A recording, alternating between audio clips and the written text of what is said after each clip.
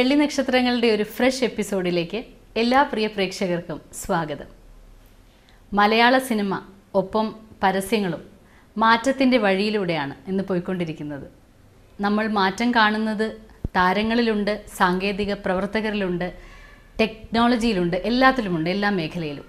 അതോടൊപ്പം തന്നെ ഒരു പുതിയ പദം അല്ലെങ്കിൽ ഒരു പുതിയ ഗ്രൂപ്പിനെ നമ്മളിങ്ങനെ കേട്ടു തുടങ്ങിയിട്ട് നാൾ കുറച്ചായി. Casting directors. എന്താണ് ഈ കാസ്റ്റിംഗ് ഡയറക്ടേഴ്സ്? നിങ്ങൾക്കറിയാമോ? ഇല്ല, നിങ്ങളെപ്പോലെ എനിക്കും അറിയില്ല. എന്നാൽ ഈ കാസ്റ്റിംഗ് ഡയറക്ടേഴ്സിന് ഇന്നത്തെ മലയാള സിനിമയിൽ അല്ലെങ്കിൽ പരസ്യരംഗത്ത് എന്താണ് പങ്ക് എന്ന് നമുക്ക് പറഞ്ഞു തരാൻ ഇന്ന് നമ്മുടെ കൂടെ ഒരാൾ വന്നിട്ടുണ്ട്. Mirror model and film casting കമ്പനിയുടെ അമരക്കാരനായ അലി. നമുക്ക് അലിയോട് തന്നെ ചോദിച്ച് മനസ്സിലാക്കാം. അലി, ഷോയിലേക്ക് സ്വാഗതം. അലി, നമുക്ക് ആ പോയിന്റിൽ നിന്ന് തന്നെ തുടങ്ങാം. അലി, എനിക്കറിയാം അലി ഒരു ആക്ടറാണ്, ഒരു മോഡലാണ് എന്നും കൂടെ അതും കൂടെ ഉണ്ട്. അത് ഓഡിയൻസിന് വേണ്ടിയാണ് പറയുന്നത്. അലി ഒരു മോഡലുമാണ്, ഒരു ആക്ടറുമാണ്. പക്ഷേ ഇപ്പം അലി കൂടുതലും പ്രോമിനൻ്റ് ആയി നിൽക്കുന്ന ഒരു കാസ്റ്റിംഗ് ഡയറക്ടർ എന്ന രീതിയിലാണ്. അപ്പോൾ നമുക്ക് അതുകൊണ്ട് തന്നെ ആ ഒരു പോയിന്റ് ഒന്ന് സംസാരിച്ച് തുടങ്ങാം. കുറച്ച് നാൾ മുന്നെയൊക്കെ നമ്മുടെ കേരളത്തിൽ ഒരു കാസ്റ്റിംഗ് കമ്പനി, കാസ്റ്റിംഗ് ഡയറക്ടർ അങ്ങനെയുള്ള ഒരു സ്റ്റേജ് ഉണ്ടായിരുന്നില്ല. കാരണം ഒരു ആർട്ടിസ്റ്റിന്, ഒരു മോഡലിന് ഒരു സിനിമ പരസ്യരംഗത്തേക്ക് വരണമെങ്കിൽ അപ്പം അത് ഒരുപാട് സ്റ്റേജും ഒരുപാട് ബുദ്ധിമുട്ടുകളൊക്കെ ഉണ്ട്. ഇപ്പം ആർക്കും ഇപ്പം അഭിനയിക്കാൻ താല്പര്യമില്ല. എല്ലാ ആൾക്കാർക്കും അത് ഏജ് ലിമിറ്റേഷനോ ഒരു ലുക്ക് വൈസോ ചില ഭംഗിക്കുറവ്, അത് നോ ലിമിറ്റ്. ഇപ്പം ഞങ്ങളെപ്പോലുള്ള കാസ്റ്റിംഗ് ഏജൻസി ഇവിടെ കൊച്ചിയിലും മറ്റു പല സ്ഥലങ്ങളിലായിട്ട് കേരളത്തിലും ഉണ്ട്, വെളിയിലും ഉണ്ട്. അപ്പോൾ നമ്മൾ ചെയ്യുന്ന കാര്യം ഇപ്പോൾ നമ്മളെ ഒരു പ്രൊഡക്റ്റിന് ആപ്റ്റാവുന്ന ഒരു മോഡൽ, ഒരു ആക്ടറെ നമ്മൾ കണ്ടു കഴിഞ്ഞാൽ അവരെ നമ്മൾ മാക്സിമം അവരെ ടാലൻറ്റ് ഇമ്പ്രൂവ് ചെയ്ത് കൊണ്ടുവരും. എന്നിട്ട് അവരെ നമ്മൾ ത്രൂ വരുന്ന പരസ്യങ്ങളും അതുപോലെ സിനിമകളിലേക്കൊക്കെ കാസ്റ്റ് ചെയ്യും. ഇപ്പം ടാലൻസ് ഇമ്പ്രൂവ് ചെയ്ത് കൊണ്ടുവരുമെന്ന് പറഞ്ഞുകൊണ്ട് ചോദിക്കണം. അപ്പോൾ ഏത് തരത്തിലാണ് നിങ്ങളുടെ ആ ഒരു പ്രിപ്പറേഷൻ? എന്ത് രീതിയിലാണ് ആ സപ്പോർട്ട് സിസ്റ്റം എങ്ങനെയാണ് കൊടുക്കുന്നത്? അത് തീർച്ചയായും നമ്മൾ ഒരു ക്യാരക്ടറിനെ നമുക്ക് ഇപ്പോൾ ഞാൻ കണ്ടു, ഇപ്പോൾ ഞാൻ ആ ക്യാരക്ടറിനെ നമ്മൾ ഓഡിഷൻ ചെയ്യും. ഓഡിഷൻ മീനിങ് നമ്മൾ ഒരു വീഡിയോ ടെസ്റ്റ്. ഇപ്പോൾ നമ്മൾ എന്തെങ്കിലും സിറ്റുവേഷൻസ് കൊടുത്തിട്ട് ചെയ്യിപ്പിക്കുന്ന ഒരു രീതി അല്ലേ? ബേസിക് ഫസ്റ്റ് സ്റ്റെപ്പ് എന്ന് പറയുമ്പോൾ ഒരു സെൽഫ് ഇൻട്രോ അവർക്ക് കൊടുക്കും. ഇപ്പോൾ എന്താണ്, ഇപ്പോൾ എക്സാമ്പിൾ ഇപ്പോൾ റാണി നമുക്ക് അഭിനയിക്കാൻ താല്പര്യമുള്ള ഒരാളാണെങ്കിൽ ഇപ്പോൾ റാണിക്ക് ആദ്യം എന്താണ് അതായത് കാഷ്വലായിട്ട് പറയും. നമ്മൾ ക്യാമറയിൽ നോക്കിയിട്ട് എൻ്റെ പേര്, സെൽഫ് ഇൻട്രോ, ഞാൻ എവിടുന്ന് വരുന്നു, എന്ത് ചെയ്യുന്നു. നമുക്ക് ഈ ഒരു സെൽഫ് ഇൻട്രോ കാണുമ്പോൾ തന്നെ നമുക്ക് ഏകദേശം ഒരു 50% നമുക്ക് മനസ്സിലാവും ഈ ക്യാരക്ടറിനെ കൊണ്ട് നമുക്ക് എന്ത് ചെയ്യിക്കാൻ പറ്റും. പിന്നെ നമ്മൾ അവരെ ഫോട്ടോ, നാച്ചുറൽ ഫോട്ടോ അങ്ങനെ എടുക്കും. പിന്നെ നമ്മൾ ചെറിയൊരു സിറ്റുവേഷൻ നമ്മൾ അവർക്ക് എക്സ്പ്ലെയിൻ ചെയ്ത് കൊടുക്കും. അപ്പോൾ നമ്മൾ ആദ്യം കാണിച്ചു കൊടുക്കും എങ്ങനെ ചെയ്യണം, നമ്മുടേതായിട്ടുള്ള ഐഡിയയിൽ കാണിച്ചു കൊടുക്കും. അത് കറക്റ്റ് അത് ഫോളോ അപ്പ് ചെയ്ത് നല്ല രീതിയിൽ ചെയ്യുമ്പോൾ പിന്നീട് നല്ല ഓപ്പർച്യൂണിറ്റീസ് വരുമ്പോൾ അങ്ങ് കൊടുക്കും. ഈ ശരിക്കും പറഞ്ഞു കഴിഞ്ഞാൽ ഈ കാസ്റ്റിംഗ് എന്ന് പറയുന്ന ഒരു ഗ്രൂപ്പൊന്നും കേരളത്തിൽ പുറത്തുണ്ട്, നമുക്കറിയാം, ബോളിവുഡിലുണ്ട്, എനിക്ക് തോന്നുന്നു സൗത്ത് ഇന്ത്യയിലും മലയാളം ഒഴിച്ച് ബാക്കി ഇൻഡസ്ട്രിയിലെല്ലാം ഉണ്ട്. പക്ഷേ ഇവിടെ അത് അങ്ങനെ അത്രയ്ക്കൊന്നും പ്രോമിനൻ്റ് ആതിരുന്നപ്പോൾ എന്തുകൊണ്ടാണ് ഇങ്ങനത്തെ ഒരു തോട്ടിലേക്ക്? അത് കാരണം ശരിക്കും ഒരു റിസ്ക് ആണ്. ഒന്നും അറിയാത്തൊരു സംഭവം കൊണ്ടാണ്. പ്രത്യേകിച്ച് മലയാളി എന്ന് പറഞ്ഞാൽ കുറച്ച് സംശയാലുമാണ് അല്ലേ? എന്തിനെക്കുറിച്ചും സ്കെപ്റ്റിക്കലാണ്. ഒരാളെ നിങ്ങൾക്കൊക്കെ അത് വരുന്നുണ്ടാവുമായിരിക്കും. പ്രത്യേകിച്ച് യു ആർ യങ്, നിങ്ങളുടെ ടീമും അങ്ങനെയാണ്. അപ്പോൾ ഒരു പെൺകുട്ടിയൊക്കെ ഒരു ഓഡീഷന് വിളിക്കുമ്പോൾ പുറത്തുനിന്നൊരു തേർഡ് പേഴ്സൺ ആംഗിൾ, അപ്പോൾ അങ്ങനത്തെ റിസ്കുകളൊക്കെ ഉണ്ടായിട്ടും എന്തായിരുന്നു ആ ഒരു മോട്ടീവ്? ഞാനിപ്പോൾ ഇൻഡസ്ട്രിയിൽ വന്നിട്ട് ഒരു 5 years ആയി. അപ്പോൾ ആ സമയത്തൊക്കെ ശരിക്കും എനിക്ക് തോന്നുന്നു കുറച്ചൊക്കെ നമുക്ക് ഒരു ഓപ്പർച്യൂണിറ്റിക്ക് വേണ്ടി നമ്മൾ നന്നായിട്ട് നമ്മൾ സ്ട്രഗിൾ ചെയ്യണം. ഒരുപാട് ആൾക്കാരെ കാണണം. ഒരു ഡയറക്ടേഴ്സിനെയൊക്കെ കാണണമെങ്കിൽ കാണില്ല. നമ്മളിപ്പോൾ ഒരു ഡയറക്ടേഴ്സിനെ നമുക്ക് കാണാൻ പറ്റില്ല. ഒരു ഡയറക്ടേഴ്സിനെ നമ്മൾ കാണുന്നതിന് കുറേ ഒരുപാട് അതിൻ്റെ മറ്റുള്ള ആൾക്കാരെയൊക്കെ കാണണം. എന്നിട്ടും പല രീതിയിലും നമ്മളെ പുതിയ ആൾക്കാർ അവോയ്ഡ് ചെയ്യുന്ന പോലെയാണ്. അപ്പം അത് കഴിഞ്ഞ് അപ്പോൾ ഞാൻ ശരിക്കും എനിക്കൊരു പാർട്ട്ണർ ഉണ്ട്, അജയ് നടരാജ്. അജയും ഒരു ആക്ടറാണ്. ഇപ്പോൾ കുറച്ച് പടങ്ങളൊക്കെ ഇപ്പോൾ ചെയ്തു വരുന്നുണ്ട്. അപ്പം ഞാനും അജയും അഭിനയമോഹമായിട്ട് നടക്കുന്ന സമയത്താണ് നമ്മുടെ മനസ്സിലൊരു ഐഡിയ, എന്തുകൊണ്ട് നമുക്ക് തുടങ്ങിക്കൂടാ, നമ്മുടെ വിഷമങ്ങൾ മറ്റുള്ളവർക്കെങ്കിലും ഇല്ലാതിരിക്കട്ടെ എന്ന്. തീർച്ചയായും അതും പിന്നെ നമ്മൾ ഒരു സെൽഫ് പ്രൊമോഷനും കൂടിയാണ് നമ്മൾ ഈ കമ്പനി സ്റ്റാർട്ട് ചെയ്തത്. അപ്പോൾ മെയിൻ പ്രോബ്ലം എന്ന് പറയുമ്പോൾ കുറച്ച് മുന്നേ, ഇപ്പം അങ്ങനെയുള്ള ഒരു പ്രോബ്ലം ഇല്ല. ഞാൻ കുറച്ച് മുന്നേ ഒരു 5 വർഷം എൻ്റെ അറിവിൽ, എൻ്റെ ഒരു എക്സ്പീരിയൻസ് വെച്ചിട്ടാണ് ഞാൻ പറയുന്നത്, ചിലപ്പോൾ ഒരു 100% ശരിയാവണമെന്നില്ല, എൻ്റെ ഒരു എക്സ്പീരിയൻസ്. അപ്പോൾ ഇപ്പോൾ നമ്മുടെ ഈ പെൺകുട്ടികളൊക്കെ അഭിനയ രംഗത്തേക്ക് വരുമ്പോൾ ഒരുപാട്, അതായത് അൺപ്രൊഫഷണൽ ആയിട്ടുള്ള ഒരുപാട് ആൾക്കാർ ഇൻഡസ്ട്രിയിലുണ്ട് സീരിയസ്ലി. അപ്പോൾ അവർ വഴിയൊക്കെ വരുമ്പോൾ വളരെ മോശമായിട്ടുള്ള രീതിയിലുള്ള ഒരു അപ്രോച്ച്മെൻറ്റും ഒരു ഡീലിംഗ് ഒക്കെയാണ് അന്ന്. അപ്പോൾ നമ്മളെപ്പോലുള്ള ഒരു കാസ്റ്റിംഗ് ഏജൻസി വരുമ്പോൾ നമ്മൾ കൂടുതൽ മോഡലിംഗ് ആക്ടിങ് രംഗത്തേക്ക് നമുക്ക് കടന്നു വരാൻ കൂടുതൽ അവസരം കൊടുക്കുകയാണ്. എല്ലാം നമ്മൾ വളരെ ജെന്യൂനായിട്ട്, നമ്മളിപ്പോൾ ഒരു മോഡൽ, ഒരു ആർട്ടിസ്റ്റിനെ നമ്മൾ വിളിക്കുമ്പോൾ നമ്മൾ എന്താണ് ചെയ്യാനുള്ളത്, നമ്മുടെ പ്രൊഡക്റ്റ് എന്താണ്, ഈവൻ എല്ലാ കാര്യങ്ങളും, നമ്മൾ എവിടെയാണ് ഷൂട്ട്, നമ്മുടെ പ്രൊഡക്റ്റ് എന്താണ്, നമ്മുടെ കോസ്റ്റ്യൂം എന്താണ്, നമ്മുടെ കോൺസെപ്റ്റ് എന്താണ്, എല്ലാം നമ്മൾ ബൈ ഫോൺ ത്രൂ പറയും. പിന്നെ നമ്മൾ മെയിൽ അയക്കും. അപ്പോൾ നമുക്കൊരു ഒരു ഡൗട്ടോ അങ്ങനെ ഒരു സംശയത്തിൻ്റെ ആവശ്യമില്ല അവിടെ. എല്ലാം ക്ലിയർ കട്ടായിട്ട് പിന്നെ നമുക്ക് എന്താണ് നിങ്ങൾക്ക് പേയ്മെൻ്റ് ആയിട്ട് ചെയ്യാൻ പറ്റും എല്ലാം ബിഫോർ നമ്മൾ പറയും. അതെല്ലാം നിങ്ങളാണ് ഹാൻഡിൽ ചെയ്യുന്നത് എല്ലാ കാര്യങ്ങളും. അപ്പോൾ അവരുള്ള ഒരു ആർട്ടിസ്റ്റ് നമ്മുടെ ഒരു പ്രോജക്റ്റ്, ഒരു ആഡോ അല്ലെങ്കിൽ ഒരു സിനിമ ചെയ്യാൻ വരുമ്പോൾ കംപ്ലീറ്റ് കാര്യങ്ങൾ നമ്മളായിരിക്കും മാനേജ് ചെയ്യുന്നത്. ഓക്കെ. ഇപ്പം ഇത് തുടങ്ങുന്ന സമയത്ത് ഇപ്പം ഇത് ഇങ്ങനെയാണ് ഒരു കാസ്റ്റിംഗ് ഡിറക്ഷൻ എന്ന് പറയുന്നൊരു സംഭവം, ഈ രീതിയിൽ ഇത് വർക്ക് ചെയ്ത് പോകണം എന്നുള്ളതിനെ കുറിച്ചൊക്കെ ഒരു പക്ഷേ അറിഞ്ഞിട്ടുണ്ടാവില്ല. നിങ്ങൾ 2 ഫ്രണ്ട്സ് തമ്മിൽ അത് ചോദിക്കുമ്പോൾ മിഡ്വേ ചോദിക്കുകയാണ് എവിടെ വെച്ചിട്ടാണ് അജയ്നെ, എനിക്ക് തോന്നുന്നു അലി ഫ്രം കണ്ണൂരല്ലേ അല്ലേ? ഞാൻ കണ്ണൂരാണ്, അജയ് ഇവിടെ ചേർത്തലക്കാരനാണ്. ഞാൻ ഇവിടെ പറഞ്ഞാൽ വേറൊരു കോഴ്സുമായിട്ട് ബന്ധപ്പെട്ട് വന്നു. പിന്നെ എനിക്ക് സിനിമ എൻ്റെ വലിയ ഇഷ്ടമാണ്, പാഷനാണ്. പിന്നെ സിനിമയിൽ അഭിനയിക്കാൻ ഞാൻ ട്രൈ ചെയ്ത് നടക്കുന്ന സമയത്ത് നമ്മൾ ഈ പറഞ്ഞ പോലെ നമ്മൾ ഒരുപാട് ഓഡീഷൻ്റെ നടക്കുന്ന സ്ഥലത്ത് വെച്ച് ഒരുപാട് മീറ്റ് ചെയ്തു. അങ്ങനെ ഞാനും അജയുമായിട്ട് നല്ലൊരു റിലേഷൻ കീപ്പ് ചെയ്തു. പിന്നെയാണ് നമ്മൾ ഈ ഒരു ഇതിലേക്ക് അപ്പോൾ അതാണ് ഞാനിപ്പോൾ ചോദിച്ച ചോദ്യത്തിലേക്ക് തിരിച്ചു വരാണ്. എങ്ങനെയാണ് അപ്പോൾ നിങ്ങൾ ഫസ്റ്റ് ഇത് തുടങ്ങുമ്പോൾ, കാരണം നിങ്ങൾക്ക് ഇത് എക്സാമ്പിൾ കാണിക്കാനൊന്നും മുന്നിലും ഒരുപാട് പേര് ഉണ്ടായിട്ടുണ്ടാവില്ല അല്ലേ? എത്രയായി മിറർ തുടങ്ങിയിട്ട്? നമ്മുടെ മിറർ ഇപ്പോൾ തുടങ്ങിയിട്ട് ഒരു 3 years ആയി. അപ്പോൾ ആ സമയത്തൊന്നും ഇപ്പോഴാണെങ്കിൽ പിന്നെയും ആരൊക്കെയോ പുതിയ ഇങ്ങനെ അറ്റംപ്റ്റ്സ് ഒക്കെ ആയിട്ട് വരുന്നു തോന്നുന്നു. അതെ. അപ്പോൾ പക്ഷെ അന്ന് നിങ്ങൾക്ക് ശരിക്കും ഇതൊരു നല്ല ചലഞ്ച് തന്നെ ആയിരിക്കും. അപ്പോൾ നിങ്ങൾ എങ്ങനെയാണ് അത് ഓവർകം ചെയ്തത്? എങ്ങനെയാണ് ഈ ഒരു സിസ്റ്റം ഇങ്ങനെ വേണം നമ്മൾ ചെയ്യാൻ, ഈ രീതിയിൽ പോകണം എന്നുള്ളതിനെ കുറിച്ചൊക്കെ എങ്ങനെയായിരുന്നു? ഞാനും അജയും വളരെ ജെന്യൂനായിട്ട്, അതായത് ഈ സ്ഥാപനം തുടങ്ങുമ്പോൾ തന്നെ നമ്മൾ പറഞ്ഞൊരു കാര്യം, നമ്മൾ തമ്മിലൊരു മ്യൂച്വൽ അണ്ടർസ്റ്റാൻഡിങ്, ഒരു കാരണവശാലും നമ്മൾ കാരണം ഒരാൾ ചീറ്റ് ചെയ്യപ്പെട്ടെന്നോ ഒരാൾ അതിൽ ഇടവരുത്താനോ നമ്മളൊരു രീതിയിൽ ഇതുവരെ നമ്മൾ നിന്നിട്ടില്ല. അത് നമ്മൾ ഒരു ജെന്യൂനായിട്ട് നമ്മൾ കാര്യം എല്ലാവരുമായിട്ട് കമ്മ്യൂണിക്കേറ്റ് ചെയ്തു. എത്ര വലിയ ആളായാലും ചെറിയ ആളായാലും നമ്മൾ ആ രീതിയിലായിരിക്കും അവരെ ട്രീറ്റ് ചെയ്യുന്നത്, അവരെ കാണുന്നതും. അവർക്ക് വേണ്ടിയുള്ള എല്ലാ ആക്ടിങ്ങിന് വരുന്ന മോഡൽസ് ആയാലും, ഇപ്പം നമ്മുടെ കൂടെ വർക്ക് ചെയ്യാൻ വരുന്ന ക്ലയൻസ് ആയാലും നമ്മൾ അവർക്ക് കൊടുക്കേണ്ട റെസ്പെക്റ്റും അത് നമ്മൾ കീപ്പ് ചെയ്യുന്നുണ്ട് എന്നും, അന്നും ഇന്നും. തീർച്ചയായിട്ടും എന്തായാലും ഇങ്ങനെ ഒരു ഇതിൽ വർക്ക് ചെയ്യുമ്പോൾ തീർച്ചയായിട്ടും അങ്ങനത്തെ ചലഞ്ചസ് ഉണ്ടാവാം. ഇപ്പം നേരത്തെ അലീന സൂചിപ്പിച്ച പോലെയും എല്ലാത്തിലും ഉണ്ട് ഗുഡ് ആൻഡ് ബാഡ് എന്നൊരു സംഭവം അല്ലേ? നമുക്കിപ്പോൾ ഒരാൾ വരുമ്പോൾ നമ്മൾ കാസ്റ്റിങ്ങിന് വേണ്ടി സപ്പോർട്ട് ചോദിച്ചുകൊണ്ട് വരുന്ന എല്ലാ ടീമിനെയും നമുക്കിപ്പോൾ അവരെ ചുഴുന്നു നോക്കിയിട്ടൊന്നും ആയിരിക്കില്ല. പക്ഷെ അങ്ങനെ എന്തെങ്കിലും ഒരു ബിറ്റർ എക്സ്പീരിയൻസ് ഇപ്പം ഇതുവരേക്കും പോയാൽ എങ്ങനെയെങ്കിലും വന്നിട്ടുണ്ടോ?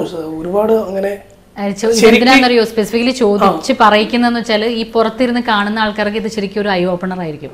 തീർച്ചയായും നമ്മൾ വെറുതെ എത്രയോ പിള്ളേരൊക്കെ വന്ന് പെട്ടുപോകുന്നുണ്ട്. എന്നിട്ട് പിന്നെ അവര് ഡിഫൈൻ ചെയ്യുന്ന സിനിമ ഭയങ്കര മോശം ഒരു ഏരിയ ആയിരിക്കും, അല്ലെങ്കിൽ മോഡലിംഗ് വളരെ മോശം ഒരു ഏരിയ എന്നുള്ള ലെവലാണ്. അപ്പം അനിയെ പോലെയുള്ളവർക്കൊക്കെ അത് പറയാനുള്ള ബേസ് ഉണ്ട്. തീർച്ചയായും ഒരു അങ്ങനെയുള്ള എക്സ്പീരിയൻസ് നമ്മുടെ ഈ കമ്പനി സ്റ്റാർട്ട് ചെയ്ത കുറച്ച് സമയത്ത് ക്ലയൻസ് കോൾ വന്നവർ കുറച്ച്, അത് എനിക്ക് ചുരുക്കം, കാരണം എന്നെയും എൻ്റെ പാർട്ട്ണർ അജയ് നടരാജിനെയും ഇൻഡസ്ട്രിയിലുള്ള എല്ലാവർക്കും അറിയാം. അറിയാം. പുതിയ വരുന്ന ആൾക്കേ അറിയാതുള്ളൂ. അപ്പം അവർക്ക് നമ്മുടെ പ്രൊഫഷണലിസം, നമ്മുടെ പേഴ്സണാലിറ്റി, നമ്മുടെ എന്താണെന്ന് അവർക്കറിയാം. അപ്പം അങ്ങനെയുള്ള കുറച്ച് കോൾസ് ഇപ്പം അങ്ങനെയുള്ള ആരും വിളിക്കാറില്ല. കാരണം അവർക്ക് അത് അവരുടെ വിവരമില്ലായ്മ. അവർ ശരിക്കും ഒരു സിനിമയെ സ്നേഹിക്കുന്ന നല്ലൊരു പ്രൊഡക്റ്റ്, നല്ലൊരു ഔട്ട്പുട്ട്, നല്ല പരസ്യം, നല്ല ഔട്ട്പുട്ട് പുറത്തേക്ക് വരണമെന്ന് ആഗ്രഹിക്കുന്ന ഒരാൾ ഒരിക്കലും നെഗറ്റീവായിട്ട് ഒരാളെ, അതായത് മീനിങ് ഞാൻ തെളിച്ചു പറയണം, അതായത് നമ്മൾ ഈ സ്ത്രീകളൊക്കെ ഇൻഡസ്ട്രിയിലേക്ക് വരുമ്പോൾ വേറെ രീതിയിലൊരു അപ്രോച്ച്മെന്റ്, അത് നല്ല സിനിമ എടുക്കാൻ പോകുന്ന ആൾക്കാരോ നല്ല പരസ്യം എടുക്കാൻ പോകുന്ന ആൾക്കാരോ അങ്ങനെ ചെയ്യില്ല. അപ്പൊ എനിക്ക് തോന്നുന്നു എപ്പോഴും ഈ താല്പര്യമുള്ളവർ ശരിക്കും നിങ്ങളെ പോലുള്ളവരിൽ കൂടി തന്നെ വരുന്നതായിരിക്കും ഏറ്റവും സേഫ്. തീർച്ചയായും. കാരണം ഇപ്പോൾ ഒരു സിനിമ ആയാലും ഒരു പരസ്യമായാലും അതിൽ ഒരുപാട് ക്രൂ മെമ്പേഴ്സ് ഉണ്ട്. അതിൻ്റെ ഡയറക്ടർ, ക്യാമറമാൻ, അതിൻ്റെ അസോസിയേറ്റ് ഡയറക്ടർ, അസിസ്റ്റന്റ് ഡയറക്ടർ, അങ്ങനെ ഒരുപാട്, അതിൻ്റെ നമ്മുടെ Pillai casting director, costume designer, അങ്ങനെ മേക്കപ്പ്. അപ്പോൾ അവർക്കൊക്കെ അവരുടേതായിട്ടുള്ള ജോലിയുണ്ട്. അപ്പം അതായത് കാസ്റ്റിംഗ് കമ്പനി, കാസ്റ്റിംഗ് ഡയറക്ടർ, നമ്മുടെ ജോലി അതിൽ മാത്രമായിരിക്കും നമ്മൾ കോൺസെൻട്രേറ്റ് ചെയ്യുന്നത്. നമ്മുടെ ആർട്ടിസ്റ്റിനെ നല്ല സേഫ് ആക്കുക, അവർക്ക് നല്ല വർക്ക് കൊടുക്കുക, നല്ല ട്രീറ്റ്മെൻറ്റ് ചെയ്യുക, അത്യാവശ്യം നല്ല രീതിയിലുള്ള പേയ്മെൻറ്റ് കൊടുക്കുക തുടക്കക്കാർക്കൊക്കെ. പിന്നെ ഇതൊക്കെ നമ്മുടെ ജോലിയാണ്. അപ്പം നമ്മുടെ ജോലി മാക്സിമം നമ്മൾ നന്നാക്കിയിട്ട് ചെയ്യും. പിന്നെ ഇതിൻ്റെ പ്രോബ്ലം വരുന്ന വെച്ചാൽ മറ്റുള്ള ഒരുപാട് ഇതിൻ്റെ ഇടയിൽ ഒരുപാട് ആൾക്കാരുണ്ട്. അപ്പോൾ അവർ ചിലപ്പോൾ ഈ വർക്കിനെ കുറിച്ച് കംപ്ലീറ്റ് ഡീറ്റെയിൽ ചിലപ്പോൾ ഈ ഡയറക്ടറോ ക്യാമറമാനോ എല്ലാ ഡീറ്റെയിലൊന്നും അവരോട് പറയണമെന്നില്ല. അവരോട് പറയാം ഒരു വർക്ക് ഉണ്ട്, അപ്പോൾ ആ വർക്കിന് ഒരു ആർട്ടിസ്റ്റിനെ വേണം. അപ്പോൾ അവർ ചിലപ്പോൾ ഈ ആർട്ടിസ്റ്റിനെ വിളിക്കുന്നത് എനിക്കൊരു പരിചയമുള്ള ഒരാളുണ്ട്. പക്ഷേ ഈ വിളിക്കുന്ന ആൾക്കാർ, ഈ പ്രൊഡക്റ്റിന് വേണ്ട ആൾക്കാർ ചിലപ്പോൾ ഈ വിളിക്കുന്ന ഈ വരുന്ന മോഡലും ചിലപ്പോൾ ഷൂട്ടാവില്ല. ചിലപ്പോൾ ഈവൻ അതായത് ഒരു ടെക്സ്റ്റൈൽ ഷൂട്ടോ, ഒരു ജ്വല്ലറി ഷൂട്ടോ, ഇപ്പോൾ എല്ലാത്തിനും ഒരു എക്സാമ്പിൾ ഒരു ഹോംലി പ്രൊഡക്റ്റ്, ഒരു ആഡ്, അങ്ങനെയൊക്കെ വരുമ്പോൾ എല്ലാം ഡിഫറെൻറ്റ് ക്യാരക്ടേഴ്സാണ് നമുക്ക് വേണ്ടത്. ഓരോ ലുക്കിലും ഓരോ ഫീച്ചേഴ്സിലും നമുക്ക് ഓരോ ആർട്ടിസ്റ്റിനെ നമുക്ക് ഓരോ റിക്വയർമെൻറ്റ് അനുസരിച്ചാണ് നമുക്ക് കാസ്റ്റ് ചെയ്യേണ്ടി വരിക. അതിപ്പോൾ നമ്മളൊരു ഡയറക്ടർ നമ്മൾ വിളിച്ചിട്ട് ഇപ്പം നമ്മളൊരു ആഡ് അല്ലെങ്കിൽ ഒരു സിനിമ കാസ്റ്റ് ചെയ്യണമെന്ന് പറയുമ്പോൾ വ്യക്തമായിട്ടുള്ളൊരു ഐഡിയ തരും നമുക്ക്. ഒരു ആഡ് ഇത് ഇങ്ങനെ ചെയ്യാൻ അഭിനയിക്കുന്ന ആളായിരിക്കണം, ഇത്ര ഡയലോഗ് ഉണ്ട്, ഇതാണ് സീന്, കോസ്റ്റ്യൂം ഇതാണ്, അവർ ഇത്ര ദിവസം ഷൂട്ടുണ്ട്. അപ്പം അത് മസ്റ്റായിട്ട് ആര് വിളിച്ചാലും നമ്മൾ ഫസ്റ്റ് ചോദിക്കുന്നത് എന്താണ് അവർക്ക് ചെയ്യാനുള്ളത്. അത് നമ്മൾ ഡീറ്റെയിൽഡ് ആയിട്ട് ചോദിക്കും, ചെയ്യാനുള്ളത് അവരുടെ കോസ്റ്റ്യൂം. അപ്പം നമ്മളായിട്ട് ക്ലിയർ കട്ടായിട്ട് അവർ കമ്മ്യൂണിക്കേഷൻ ചെയ്യും. അപ്പം നമ്മളൊരു ആർട്ടിസ്റ്റിനെ കാസ്റ്റ് ചെയ്യുമ്പോൾ അവിടെ ഒരു ഡൗട്ട് വരില്ല. കാരണം എന്താണ് ആർട്ടിസ്റ്റ് ക്ലാരിറ്റി. ഇപ്പം മറ്റുള്ള ആൾക്കാർ, ഇപ്പോൾ ഡയറക്ടർ കാര്യമല്ല ഞാൻ പറയുന്നത്, ക്യാമറമാൻ, ഡയറക്ടർ, അവർക്ക് ഏകദേശം ഈ പ്രോഡക്റ്റ് എന്താണ് അവർക്ക് ഐഡിയ ഉണ്ട്. മറ്റുള്ള ആൾക്കാരൊക്കെ വിളിക്കുമ്പോൾ അവർക്കൊരു 100% ഐഡിയ ഉണ്ടാവില്ല. അവർക്ക് ഡയറക്ടർ കൊടുക്കില്ല, അല്ലെങ്കിൽ ക്യാമറമാൻ കൊടുക്കില്ല. കാരണം കുറച്ച് കാസ്റ്റിംഗ് കമ്പനി, കാസ്റ്റിംഗ് ഡയറക്ടർക്ക് അവർക്ക് ഐഡിയ കൊടുത്താലേ അവർക്ക് ആപ്റ്റാവുന്ന ഒരു മോഡൽ ആർട്ടിസ്റ്റിനെ അവർക്ക് കിട്ടും. അപ്പോൾ അവർ ക്ലിയർ ആയിട്ട് നമ്മളോട് പറയും.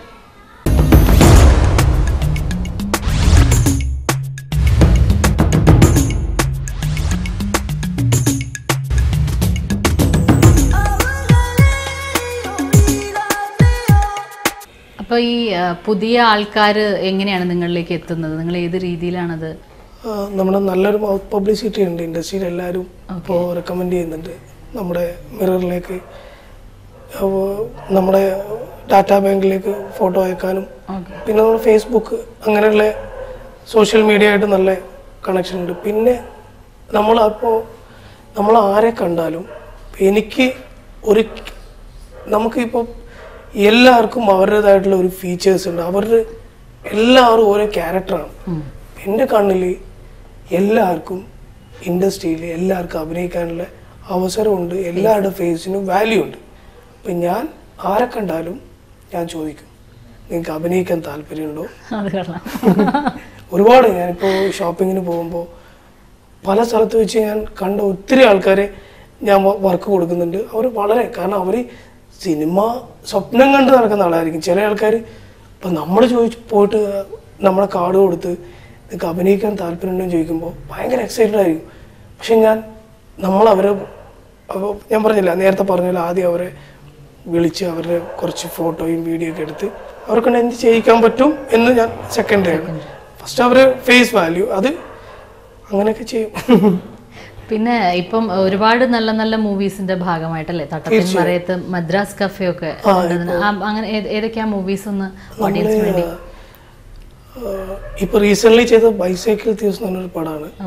അതില് ആസിഫ് അലി അപർണയൊക്കെയാണ് ലീഡ് ചെയ്യുന്നത്. അതിലൊരുപാട് ക്യാരക്ടേഴ്സ് ഉണ്ട്, ക്യാരക്ടർ ആർട്ടിസ്റ്റ്. അതിന്റെ ഡയറക്ടർ ജിസ്മോൻ സാർ. അപ്പോൾ അവരും നമ്മളായിട്ട് അസോസിയേറ്റ് ചെയ്ത് കംപ്ലീറ്റ് ഓൾമോസ്റ്റ് അതിന്റെ ക്യാരക്ടർ കാസ്റ്റിംഗ് ഒക്കെ നമ്മളാണ് ചെയ്തത്. പിന്നെ ചെയ്തത് ഇപ്പോൾ ലാസ്റ്റ് ഇറങ്ങിയ നീലാകാശം പച്ചക്കടൽ ചുവന്ന ഭൂമി, സമീർ താഹിറിൻ്റെ മൂവിയാണ്. പുള്ളിയുടെ അതിന് മുന്നത്തെ ചാപ്പാക്കുരിശ് നമ്മൾ കാസ്റ്റ് ചെയ്തിട്ടുണ്ട്. പിന്നെ തട്ടത്തിൻ മറയത്ത് ചെയ്തു. അതിൽ വിനീതിൻ്റെ പടത്തിൽ നല്ല രീതിയിൽ അസോസിയേറ്റ് ചെയ്തു. പിന്നെ ചെയ്ത പടം തിര ചെയ്തിട്ടുണ്ടല്ലോ അല്ലേ? തിരയിൽ കാസ്റ്റിംഗ് ഉണ്ടായിരുന്നു. പിന്നെ അങ്ങനെ ഒത്തിരി പടങ്ങൾ നമ്മൾ ചെയ്യുന്നതൊക്കെ നമ്മുടേതായിട്ടുള്ള ഈടെ ആയിട്ടാണെന്ന് തോന്നുന്നു അല്ലെ ഫിലിമിലേക്ക് കുറച്ചുകൂടി കൂടുതൽ കോൺസെൻട്രേറ്റ് ചെയ്യാനും? തീർച്ചയായും. ഇപ്പോൾ എല്ലാവർക്കും ഇത് ബേസിക് കാര്യം, എല്ലാവർക്കും നമ്മളെ ആവശ്യമുണ്ട്. കാരണം നല്ല ആർട്ടിസ്റ്റിന് ആവശ്യമുണ്ട്. പ്രൊഫഷണലായിട്ട് കാര്യങ്ങൾ ഇപ്പോൾ കുറച്ചുകൂടി കഴിഞ്ഞാൽ എല്ലാവരും പ്രൊഫഷണലായിട്ട് കാര്യങ്ങൾ ചെയ്തു. ഇപ്പോൾ ഒരുപാട് മാറ്റമുണ്ട് ഇൻഡസ്ട്രിയിൽ. പണ്ട് കാസ്റ്റിംഗ് കമ്പനി കാസ്റ്റിംഗ് ഡയറക്ടർ എന്ന് പറയുമ്പോൾ പല ആൾക്കാർക്കും അറിയില്ല നമ്മളെ വിളിച്ചു കഴിഞ്ഞാൽ എങ്ങനെയാണ് അവർ പ്രൊഫഷണൽ കാര്യങ്ങൾ കറക്റ്റ് ചെയ്യുക. പക്ഷെ ഇപ്പോൾ പ്രൊഫഷണലായിട്ട് കാര്യം ചെയ്യാൻ നമ്മൾ വിളിച്ചു കഴിഞ്ഞാൽ അവർക്ക് അറിയാം. ചിലപ്പോൾ നാളെ വരുന്ന ഒരു ഷൂട്ടിന് ചിലപ്പോൾ നാളെ രാവിലെ വേണ്ട ഇന്നായിരിക്കും എന്നെ കോൾ ചെയ്യുന്നത്, അല്ലെങ്കിൽ നാളെ ഉച്ചയ്ക്ക് വേണ്ട രാവിലെ ആയിരിക്കും വിളിക്കുന്നത്. പക്ഷെ നമ്മളത് കറക്റ്റ് ഫോളോ അപ്പ് ചെയ്ത് നമ്മളത് കാസ്റ്റ് ചെയ്യും. നമ്മുടെ പ്രൊഫഷനാണ്. ഇപ്പം തുടങ്ങിയ സമയത്ത് ഇത്ര ഈസി വർക്ക് ആയിരുന്നില്ല, നമ്മളിപ്പോൾ അത് സംസാരിച്ചൊരിക്കേ. അപ്പോൾ ശരിക്കും എപ്പോഴെങ്കിലും നിങ്ങൾക്ക് തോന്നിയോ നിങ്ങൾക്ക് രണ്ടുപേർക്കും ഇതിപ്പോൾ ഇനി എങ്ങനെ മുന്നോട്ട് കൊണ്ടുപോകും, അങ്ങനത്തെ ഒരു മൊമെന്റ് ഒന്നും ഉണ്ടായിട്ടില്ല? ഞാൻ ഈ ജോലി ഏറ്റവും കൂടുതൽ എൻജോയ് ചെയ്യുന്നത് ഇപ്പോഴല്ല, ഇപ്പം അത് ധൈര്യമായിട്ട് പറയാം. തുടക്കത്തിൽ തീർച്ചയായിട്ടും ഞാൻ പറഞ്ഞത് അറിയോ, നമ്മുടെ മലയാളികൾക്ക് ഒരു ആറ്റിറ്റ്യൂഡ് ഉണ്ട് പൊതുവെ.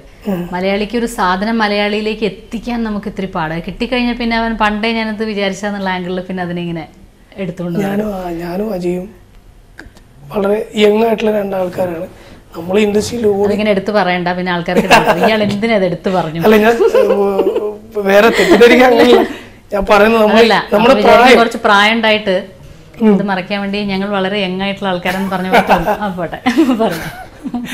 അപ്പൊ പറഞ്ഞു വന്നത് നമ്മുടെ ഈ പ്രായത്തിൽ നന്നായിട്ട് ഓടാനുള്ള ഒരു എനർജി ഇല്ല പ്രായമാണ്.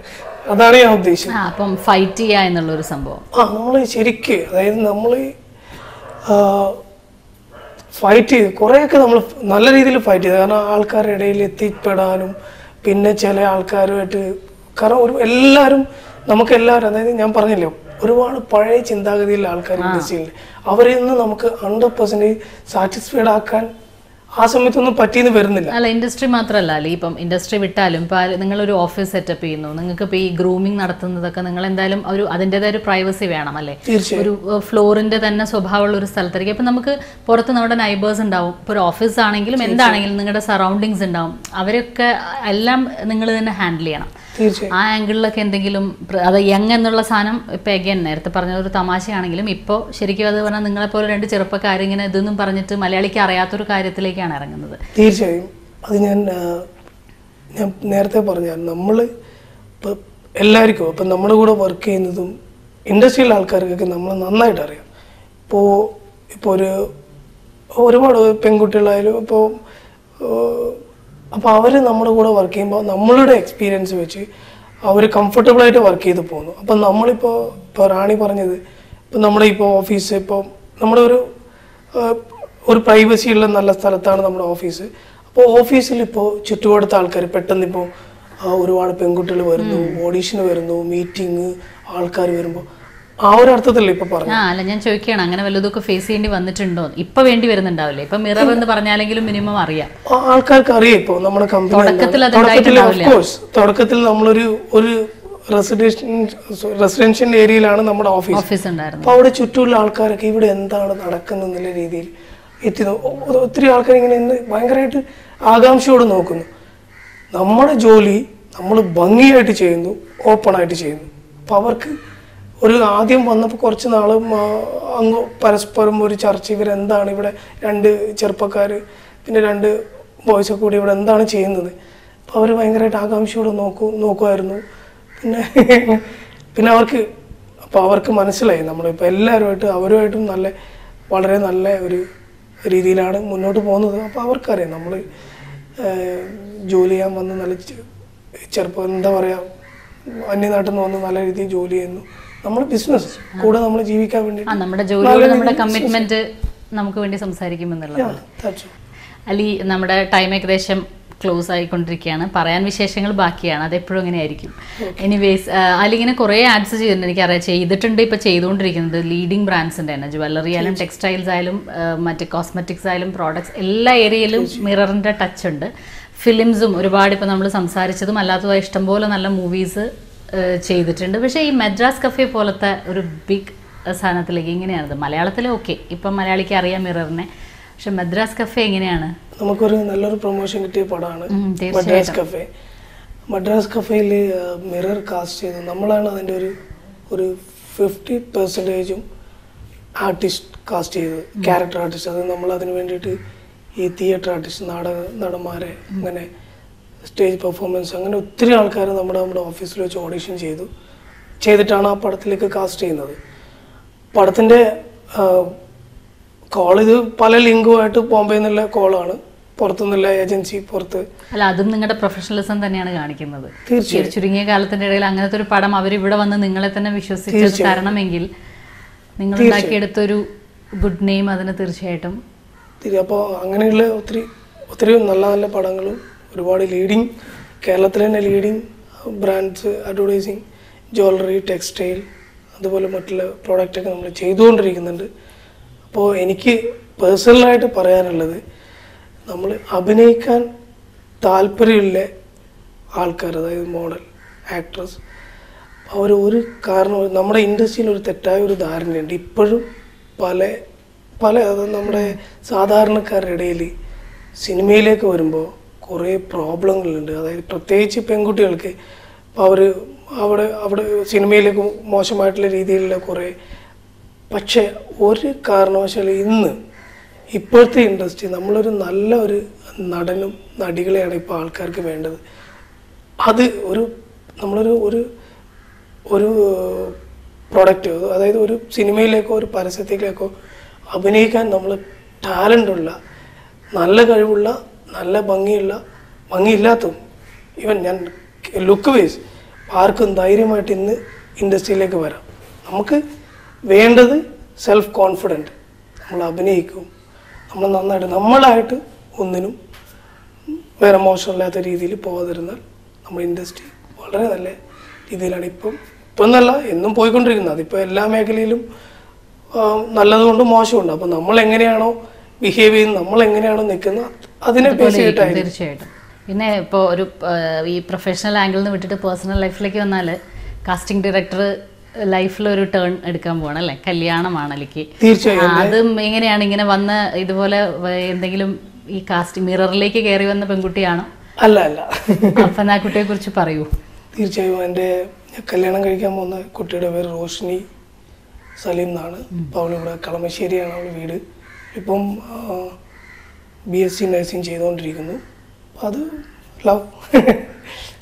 പക്ഷെ ഇവിടുന്നല്ല, ഇവിടെ മിറർ ത്രൂ അല്ല. നോ അല്ലാതെ അല്ല അത് വേറെ. അല്ല, സ്വാഭാവികമായിട്ട് നമുക്ക് തോന്നാലോ അങ്ങനെ. അല്ല. അപ്പം എന്തായാലും അലി ഒരുപാട് കാര്യങ്ങൾ അറിയാൻ പറ്റി. എനിക്കും പുതിയ അറിവുകളാണ് അലി പറഞ്ഞു തന്നത്. പിന്നെ ഇനിയും നിങ്ങൾ രണ്ടുപേരുടെയും, അലിയുടെ ആണെങ്കിലും അജയുടെ ആണെങ്കിലും, നിങ്ങൾ എന്തൊരു ഡ്രീമിൽ തുടങ്ങിയോ, എന്ത് കോൺഫിഡൻസോടെ മുന്നോട്ട് പോയോ അതിനുള്ള റിസൾട്ടുകൾ കണ്ടു തുടങ്ങുകയല്ല, അത് മുന്നോട്ട് പോകുന്നുണ്ട്. ഇനിയും വലിയ പ്രോജക്റ്റുകളും എല്ലാ ഡിഫറെൻ്റ് ആയിട്ടുള്ള പ്രോജക്റ്റുകളുടെ ഭാഗമായിട്ടും ഒരു പ്രോമിനൻറ്റ് ഗ്രൂപ്പായിട്ട് എന്നും നിങ്ങൾക്ക് ഇൻഡസ്ട്രിയുടെ ഭാഗമായി നിൽക്കാൻ പറ്റട്ടെ എന്ന് കേരള വിഷൻ്റെ ഹോൾ ക്രൂവിന് വേണ്ടി ഞാൻ വിഷ് ചെയ്യാണ്. ഒരുപാട് സന്തോഷമുണ്ട് ഞങ്ങൾക്ക് വേണ്ടി ഇത്രയും സമയം സ്പെൻഡ് ചെയ്തതിൽ. Thank you.